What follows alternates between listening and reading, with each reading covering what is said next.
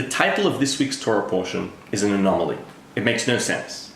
The life of Sarah. At the very beginning of the text, we are told that Sarah has died.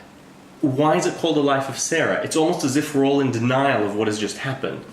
It reminds me of a Jewish gangster that lived a long time ago in Manhattan, and he famously walked around with a watch that had no hands on it. He couldn't tell the time. And one day someone came up to him and asked him, build up the courage to ask him, why do you walk around with a watch that can't tell the time? At the end, I'll tell you what happened. In the meantime, Rabbi Akiva, in a beautiful midrash, explains to us this anomaly. So one day we're told, Rabbi Akiva's Beit Midrash, his study hall, it's a slow day.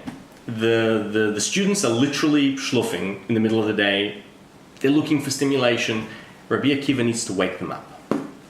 Rabbi Akiva gets up. It's the week of the Torah portion, this week's Torah portion of Chayei Sarah. Rabbi Akiva gets up and he says, do you know why the text tells us that Queen Esther ruled over 127 kingdoms?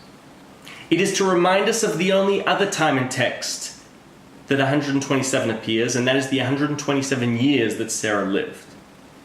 It is to teach us that without the time that Sarah lived, there is no space in history for Queen Esther to save the Jews.